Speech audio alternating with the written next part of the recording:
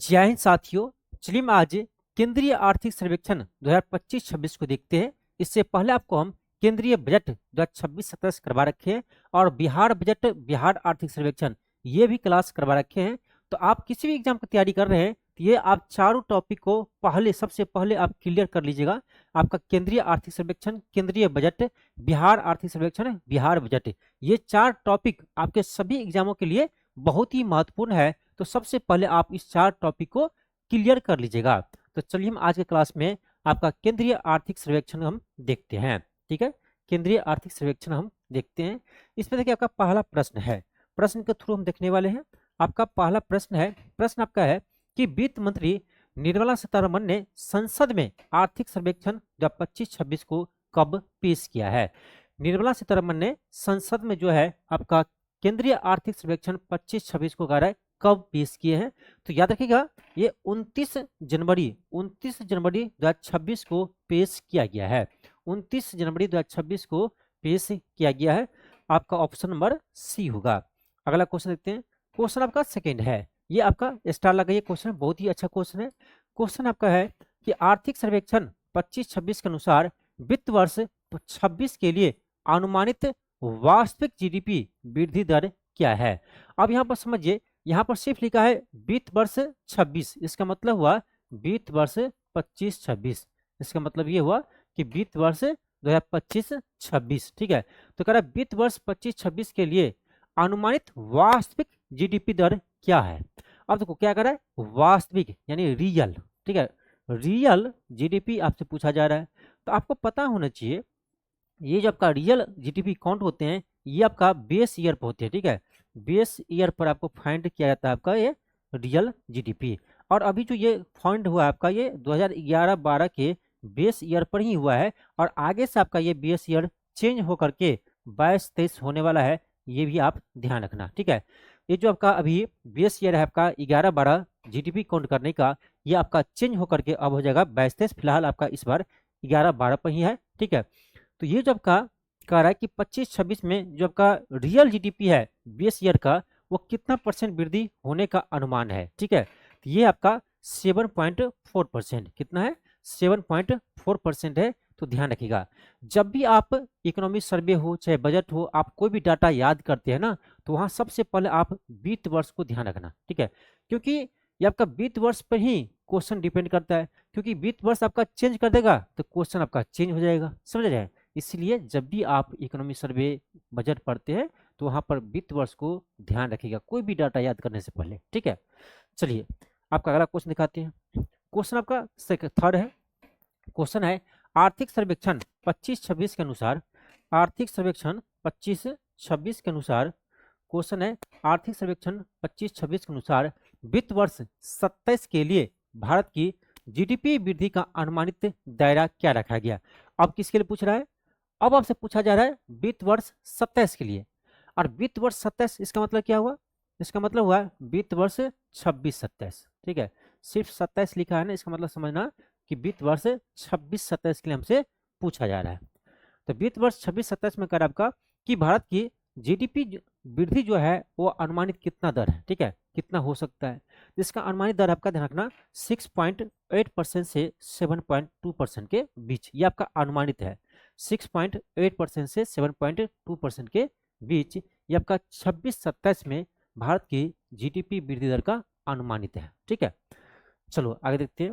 Question आपका next है, question आपका 4 है। क्वेश्चन है अप्रैल दिसंबर 2025 की अवधि के दौरान भारत में औसत खुदरा मुद्रास्फीति दर कितनी दर्ज की है, यानी रिटेल इन्फ्लेशन।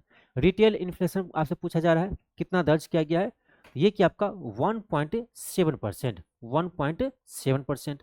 और ध्यान रखना ऐसे प्रश्न अब आपका बीपीएससी पूछ रहे हैं। ठीक है, पहले हम ये क्वेश्चन नहीं करवाते थे, कभी भी आप देखना, इससे पहले हम आपको मुद्रास्फीति नहीं करवाते थे। ठीक है, लेकिन देख रहे कुछ सालों से बीपीएससी ऐसे क्वेश्चन पूछ रहे हैं, इसलिए अब हम आपको ऐसे क्वेश्चन भी क्लास में शामिल किए हैं। ठीक है, तो ध्यान रखना मेरा जितने भी क्लास होते हैं ना वो आपके एग्जाम को ध्यान में करते हैं। ठीक है, जितने भी आपका हम क्लास करवाते हैं सभी हम खास करके बीपीएससी एग्जाम को हम ध्यान में रखकर क्लास करवाते हैं कि किस टॉपिक से क्वेश्चन उठाते हैं, पिछले बार किस टॉपिक से उठाया था, इससे पिछले बार किस टॉपिक से उठाया था, ठीक है। तो हम क्वेश्चन बैंक को देखते रहते हैं, ठीक है। खास बात ये भी है ना कि हम भी एग्जाम देते हैं सिविल सर्विस वाले, ठीक है। जो बीपीएससी आपका जो मेन बीपीएससी है उसका एग्जाम जो है वो हम भी देते हैं, तो मुझे पता है कि कौन सा क्वेश्चन आता नहीं आता है। एग्जाम देते छोड़ो, उसके बाद भी हम 5 साल 10 साल क्वेश्चन का एनालिसिस करते हैं, तो वो हम करते रहते हैं। क्वेश्चन का एनालिसिस करना मेरा काम ही है, तभी तो इतना अच्छा कंटेंट बना पाते हैं, ठीक है। इसलिए कहेंगे कि आप कहीं आप क्लास कर रहे हैं ना, तो आंख मूंद कर क्लास करिए, आपको कहीं से क्लास करने की जरूरत नहीं पड़ेगा, कहीं से भी आपको क्लास करने की जरूरत नहीं पड़ेगा, न ही कोई मैगजीन आपको पढ़ने का जरूरत पड़ेगा, ठीक है। हाँ, यदि आप 72वीं बीपीएससी में आप क्लास करना चाहते हैं 72वीं बीपीएससी का, तो 72वीं बीपीएससी का हम क्लास अलग से इसीलिए स्टार्ट किए हैं क्योंकि इस बार 71वीं बीपीएससी में आप देखे होंगे पैटर्न चेंज कर दिया बीपीएससी ने। 71वीं बीपीएससी में क्या किया, पैटर्न आपका चेंज कर दिया। इसीलिए हम क्या किए हैं 72वीं बीपीएससी के लिए एक आपका अलग से करेंट का क्लास स्टार्ट किए हैं, क्योंकि इसमें डिटेल्स में पढ़ाएंगे, पूरे डिटेल्स में, ठीक है। डिटेल्स में पढ़ाएंगे, फिर आपका अच्छे से क्वेश्चन करवाएंगे, आपका स्टेटमेंट बेस्ड हो, मैच द कॉलम हो, ठीक है। तो इसका क्लास आपको पहले तो 500 फी रखे थे, लेकिन आप लोगों के कहने पर हम 299 कर दिए। तो ये क्लास यदि आप ज्वाइन कर लेते हैं ना 299 वाला, ठीक है, तो आपको तो और भी कोई टेंशन लेने की जरूरत नहीं पड़ेगा, ठीक है। देखो ये क्लास पेड इसीलिए किया क्योंकि डिटेल्स में हम यूट्यूब पर क्लास करवाते हैं ना, बच्चे नहीं देखते। आप देख लो मेरे यूट्यूब पर चैनल पर जाकर देख लो, मेरा ही नहीं किसी का देख लो आप, ठीक है। वनडे एग्जाम के लिए क्लास करवाते हैं ना, वन लाइन क्वेश्चन, तो बच्चे अधिक देखते हैं, ठीक है। जैसे ही डीप में क्लास करवाते हैं तो बच्चे क्लास नहीं देखते हैं, ठीक है। ये भी कारण है, इसी कारण है कि हम क्लास पेड किया है, ठीक है। जो पढ़ने वाला होगा, जिसको पढ़ने की जरूरत पड़ेगा, वो क्लास आपका ज्वाइन कर लेगा। जो वनडे एग्जाम की तैयारी कर रहे हैं उसके लिए हम क्लास करवा रहे हैं यूट्यूब पर फ्री में, ठीक है। तो दोनों व्यवस्था है मेरे पास, ठीक है। तो ये क्लास कहाँ मिलेगा आपको, तो ये क्लास आपको मिलेगा LK क्लासेस ऐप पर, ठीक है। आपको मिलेगा LK क्लासेस ऐप पर, ठीक है। LK क्लासेस ऐप पर आपको मिलेगा, तो प्ले स्टोर पर जाइए और LK क्लासेस ऐप को डाउनलोड कर लीजिए, वहाँ से ये क्लास आप ज्वाइन कर सकते हैं, ठीक है। चलिए आगे बढ़ते हैं। मेरा अगला प्रश्न है, आपका अगला प्रश्न है क्वेश्चन 5 है, आर्थिक सर्वेक्षण 25-26 में वित्त वर्ष 26-27 के लिए जीडीपी विकास दर क्या अनुमान लगाया गया है। सेम क्वेश्चन है, रिपीट करिए क्वेश्चन, ठीक है। ये क्वेश्चन आपका रिपीट करिए, 6.8% से 7.2%। आपका अगला क्वेश्चन है क्वेश्चन 6 है, आर्थिक सर्वेक्षण 25-26 के अनुसार अप्रैल दिसंबर 2025 की अवधि के दौरान भारत की कुल सकल जीएसटी संग्रह कितना दर्ज किया गया है। सकल जीएसटी संग्रह कितना दर्ज किया गया है, तो ये आपका हुआ है 17.4 लाख करोड़, ठीक है। जीएसटी संग्रह कितना हुआ है, 17.4 लाख करोड़, ठीक है। आपका ऑप्शन नंबर सी होगा। आपका अगला क्वेश्चन है, क्वेश्चन आपका 7 है। क्वेश्चन है केंद्रीय आर्थिक सर्वेक्षण 25-26 के अनुसार वित्त वर्ष 25-26 के लिए भारत का राजकोषीय घाटा सकल घरेलू उत्पाद यानी जीडीपी का कितना प्रतिशत रहने का अनुमान लगाया गया है। इंपॉर्टेंट है ये, आपका खास करके बीपीएससी का ना फेवरेट क्वेश्चन है, ठीक है। ये जो क्वेश्चन है आपका बीपीएससी का फेवरेट क्वेश्चन है, ठीक है। तो इसमें कह रहा है आपका कि केंद्रीय आर्थिक सर्वेक्षण 25-26 के अनुसार वित्त वर्ष 25-26 के लिए भारत का राजकोषीय घाटा कितना अनुमानित है। हमेशा हमेशा आपको ध्यान रखना है वित्त वर्ष, यहाँ पर आपसे कह रहा है वित्त वर्ष 25-26 के लिए, तो 25-26 के लिए ये जीडीपी का 4.4% है, ठीक है। कितना है, जीडीपी का 4.4% है, किस ईयर के लिए, तो वित्त वर्ष 25-26 के लिए, ठीक है। और यही क्वेश्चन आपको हम करवाए थे किसमें, केंद्रीय बजट आपका 26-27 में। केंद्रीय बजट अभी आपको हम करवाए हैं, उसमें करवाए थे कि देखो भाई आपसे यदि पूछा जाए कि वर्ष 2026-27 के लिए, ठीक है, वित्त वर्ष 26-27 के लिए आपसे पूछा जाए कि राजकोषीय घाटा जीडीपी का कितना परसेंट रहने का अनुमान है, तो 26-27 में ये है आपका 4.3%, 4.3%। तो देखो डाटा तो है, दोनों तो राजकोषीय घाटा है, लेकिन डाटा आपको वित्त वर्ष चेंज होते ही डाटा चेंज हो जाते हैं, इसीलिए कहेंगे। क्योंकि स्टूडेंट क्या होता है ना कि देखो बजट पढ़ते हैं फिर आर्थिक सर्वेक्षण पढ़ते हैं, दोनों में वो कन्फ्यूज हो जाते हैं, ठीक है। क्योंकि बहुत सारे डाटा सेम मिलता है आपको, लेकिन वित्त वर्ष अलग होते हैं, तो स्टूडेंट कन्फ्यूज हो जाते हैं। इसलिए कहेंगे जब भी आप क्लास करते हैं तो बस वित्त वर्ष को ध्यान रखिए, ठीक है। तो देखो 26-27 के लिए, 26-27 के लिए आपका जो राजकोषीय घाटा है ना, वो आपका अनुमानित है जीडीपी का 4.3%, 4.3%, ठीक है। और वही आपका 25-26 के लिए जो आपका अनुमानित है ना, ये है आपका 4.4%, ठीक है। बस इतना क्लियर रखिए डाटा। ठीक है, चलिए आगे बढ़ते हैं। आपका अगला क्वेश्चन है, क्वेश्चन आपका 8 है। क्वेश्चन है केंद्रीय आर्थिक सर्वेक्षण 25-26 के आंकड़ों के अनुसार 16 जनवरी 2026 तक भारत के विदेशी मुद्रा भंडार बढ़कर कितना हो गया है। ये VBA प्रश्न है बीपीएससी के पॉइंट ऑफ व्यू से, ठीक है, क्योंकि बीपीएससी अब आपका ऐसे क्वेश्चन पूछ रहे हैं, ठीक है। ये क्वेश्चन हम 3-4 बार से करवा रहे हैं, 3-4 बार से आपको जो आर्थिक सर्वेक्षण होते हैं उसमें करवाते हैं, ठीक है। ऐसा क्वेश्चन 17वीं बीपीएससी में पूछा गया था, ठीक है, और एग्जाम से पहले हम करवा रखे भी थे, ठीक है। तो ये क्वेश्चन है और इसमें भी डेट इंपॉर्टेंट करता है कि डेट किस डेट तक का डाटा है आपका। ये आपका 16 जनवरी 2026 तक का डाटा है। तो कह रहा है 16 जनवरी 2026 तक भारत का कुल विदेशी मुद्रा भंडार कितना हो गया है। तो याद रखना ये हुआ आपका 701.4 बिलियन डॉलर, 701.4 बिलियन डॉलर। और ये सबसे इंपॉर्टेंट क्वेश्चन है, सबसे इंपॉर्टेंट क्वेश्चन है आपके एग्जाम के लिए, ठीक है, खास करके बीपीएससी एग्जाम के लिए, ठीक है, ये चीज ध्यान रखना, ठीक है। और एक कुछ स्टूडेंट हमको कमेंट किया था कि सर पढ़ते पढ़ते ना डिमोटिवेट हो जाते हैं, मन करता है छोड़ दे पढ़ाई या आलसी हो जाते हैं, ठीक है। हाँ, जब एग्जाम का डेट नज़दीक आते हैं तब फिर पढ़ने का मन करता है। तो देखो भाई ऐसे नहीं होगा, एग्जाम डेट आ जाने पर आप पढ़ाई स्टार्ट कीजिएगा तब आपका सिलेक्शन नहीं होगा, ठीक है। किसी भी टारगेट को पाने के लिए ना आपको इससे पहले आपको इसमें लगना पड़ता है, ठीक है। यानी कि आपका नज़दीक आ जाएगा, 1 महीना रहेगा एग्जाम का, तब हम पढ़ाई स्टार्ट करेंगे तो मेरा सिलेक्शन हो जाएगा, नहीं होगा, ठीक है। जो सच्चाई है आपको पहले से इसमें लगना पड़ेगा, ठीक है। अभी देखो आपका अप्रैल में बीपीएससी एडीओ की एग्जाम है, ठीक है, बीपीएससी एडीओ की एग्जाम है, फिर आपका 72वीं बीपीएससी की एग्जाम है। तो आप थोड़ी ना है कि एग्जाम आ जाएगा 1 महीना पहले रहेगा समय तब पढ़ना स्टार्ट करेंगे तब सिलेक्शन नहीं होगा।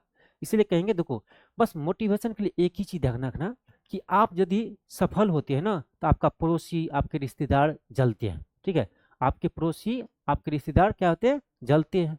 और जब आप असफल होते हैं ना तो यही पड़ोसी और रिश्तेदार खुश होते हैं, ठीक है, ध्यान रखना।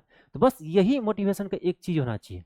और दूसरी बात, अपने माता पिता को देख लीजिए, आपके लिए कहाँ से पैसा लाते हैं पढ़ाने के लिए। हाँ, आप खुद कमा कर पढ़ रहे हैं फिर भी आपको टेंशन होगा ही, आप खुद कमा कर पढ़ रहे हैं फिर भी तो होगा ना, परिवार देखना है, बाल बच्चे देखना है, ये देखना है, वो देखना है, बहुत सारी चीज़ है। हाँ, समाज में स्टेटस भी देखते हैं लोग।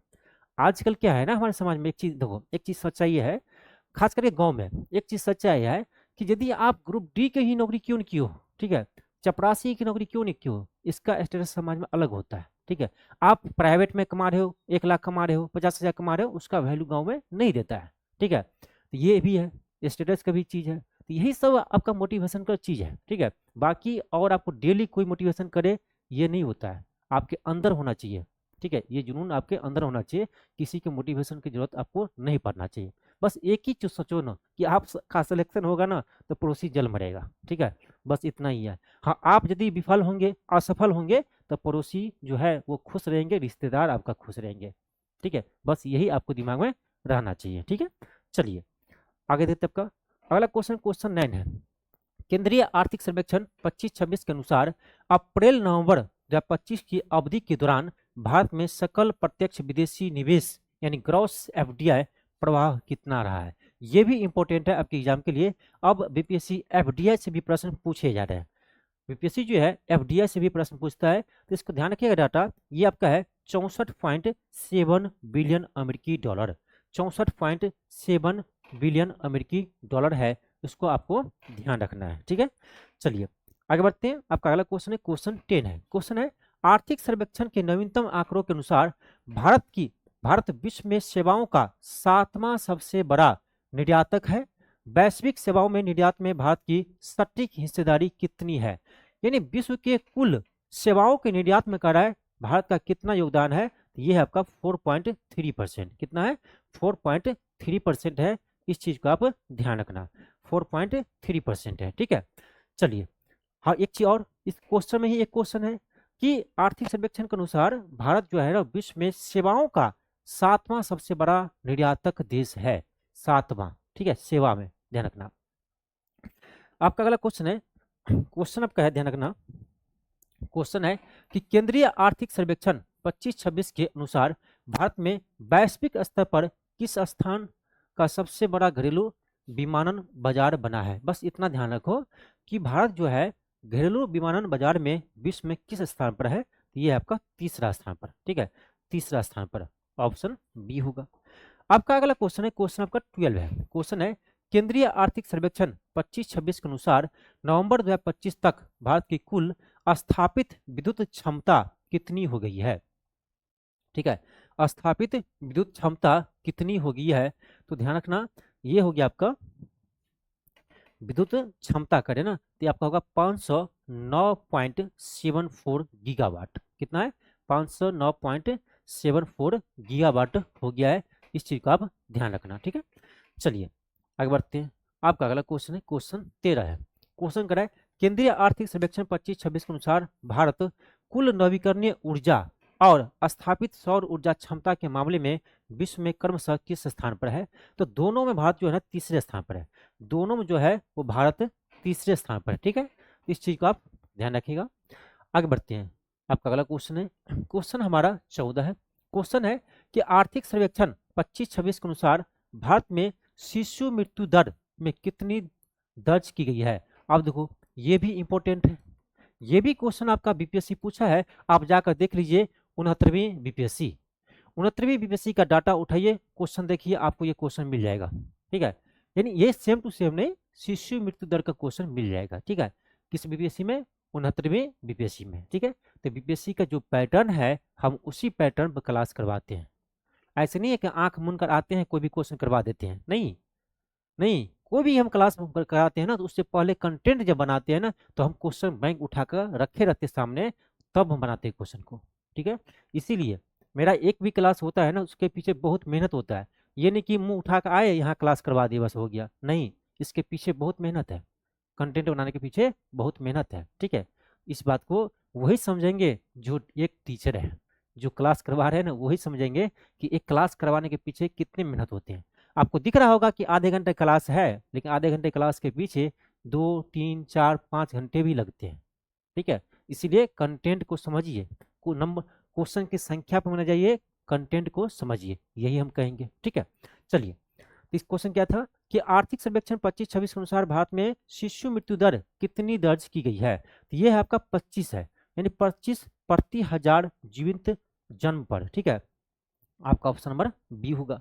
तो बस इतना ध्यान रखना, 25 है। ठीक है, आपका अगला क्वेश्चन है, क्वेश्चन आपका नेक्स्ट है, क्वेश्चन है 15। क्वेश्चन कर है, किस भारतीय राज्य में शिशु मृत्यु दर सबसे कम दर्ज की गई है? मात्र 3 है, मात्र 3 है। किस राज्य में है? तो ये आपका मणिपुर में। ठीक है, ऑप्शन नंबर सी होगा, मणिपुर में। ठीक है, चलिए आगे बढ़ते हैं। आपका अगला क्वेश्चन है, क्वेश्चन 16 है कि आर्थिक सर्वेक्षण के अनुसार वित्त वर्ष 25 में पहली छमाही में प्रत्यक्ष विदेशी निवेश यानी एफडीआई का सबसे बड़ा हिस्सा किस क्षेत्र को प्राप्त हुआ है? एफडीआई जो है ना किस क्षेत्र को सबसे अधिक प्राप्त हुआ है? तो ये हुआ आपका सेवा क्षेत्र को। ठीक है, सेवा क्षेत्र को सबसे अधिक एफडीआई प्राप्त हुआ है। उसके बाद बात करें हम तो होगा आपका computer software and hardware. Second स्थान पर आपका आता है कंप्यूटर सॉफ्टवेयर एंड हार्डवेयर, और सबसे अधिक जो है आपका एफडीआई वो सेवा क्षेत्र को मिला है। ठीक है, इस चीज को ध्यान रखिएगा। आपका अगला क्वेश्चन है, आपका अगला क्वेश्चन है 17। कर आपका आर्थिक सर्वेक्षण 25-26 के अनुसार वित्त वर्ष 25 में भारत ने कुल कितनी अमेरिकी डॉलर की सेवाओं का निर्यात किया है? अब यहाँ आपको पैसा हम पूछ रहा है, कितनी अमेरिकी डॉलर सेवाओं का निर्यात किया है? तो ध्यान रखना, ये आपका होगा 387.6 बिलियन अमेरिकी डॉलर, 387.6 बिलियन अमेरिकी डॉलर। आगे बढ़ते हैं। आपका अगला क्वेश्चन है, क्वेश्चन 18 है कि आर्थिक सर्वेक्षण 25-26 के आंकड़ों के अनुसार वर्ष 24-25 में भारत का कुल रिकॉर्ड खाद्यान्न उत्पादन कितना अनुमानित रहा है? ठीक है, ये ध्यान रखना, ये है आपका 3577 यानी 3577.3 लाख मीट्रिक टन। ठीक है, यानी 3577 लाख मीट्रिक टन उत्पादन होने का क्या है अनुमान है? आपका ऑप्शन नंबर बी होगा। ठीक है, ऑप्शन क्या होगा? बी होगा। ठीक है, ऑप्शन आपका बी होगा। चलिए आगे बढ़ते हैं क्वेश्चन 19 पर। क्वेश्चन आपका है, आर्थिक सर्वेक्षण 25-26 के अनुसार भारत लगातार कौन से वर्ष क्या करा, आर्थिक सर्वेक्षण के अनुसार भारत लगातार कौन से वर्ष सबसे तेजी से बढ़ती हुई प्रमुख अर्थव्यवस्था बना है। यानी कहने का मतलब ये हुआ कि आर्थिक सर्वेक्षण के अनुसार बताओ कि भारत जो है ना वो विश्व की कौन सी सबसे बड़ी अर्थव्यवस्था है। तो ये आपका चौथी, ठीक है, ये विश्व की चौथी सबसे बड़ी अर्थव्यवस्था है। आपका ऑप्शन नंबर डी होगा, ठीक है। चलिए आगे बढ़ते हैं, क्वेश्चन 20 है। क्वेश्चन कर आपका, आर्थिक सर्वेक्षण 25-26 के अनुसार वित्त वर्ष 24-25 में केंद्र सरकार की राजस्व प्राप्तियां सकल घरेलू उत्पाद यानी जीडीपी का कितना परसेंट है। तो ध्यान रखना ये है आपका 9.2%। कितना है, 9.2% है, इसको आप ध्यान रखना, ठीक है। तो यहाँ पर आपका केंद्रीय आर्थिक सर्वेक्षण समाप्त होता है। हाँ, एक चीज और बता दें आपको कि अभी आपका चाहे आपका बजट हो चाहे आपका आर्थिक सर्वेक्षण हो, पूरी तरह से डाटा आपका मार्केट में नहीं आया है। कहीं भी आप कोई भी साइट पर देख लीजिए, ठीक है। तो आपको 10-15 दिन के बाद जब पूरी तरह से आपका डाटा आ जाएंगे, ठीक है, अवेलेबल हो जाएंगे साइट पर, तब मैं आपको फिर से एक बार सभी को केंद्रीय आर्थिक सर्वेक्षण, बजट, बिहार बजट, आर्थिक सर्वेक्षण सबको फिर से आपको हम एक क्लास करवाएंगे। उसमें बहुत ही डिटेल्स में क्लास करवाएंगे, सब्जेक्टिव फिर ऑब्जेक्टिव, ठीक है। तो ये क्लास में आपको होगा, ये क्लास लेकिन पेड वाले में होगा, ठीक है, पेड वाले में होगा आपका। चलिए, तो आज के लिए इतना ही। चलिए मिलते हैं आपको नेक्स्ट क्लास में। थैंक यू, धन्यवाद।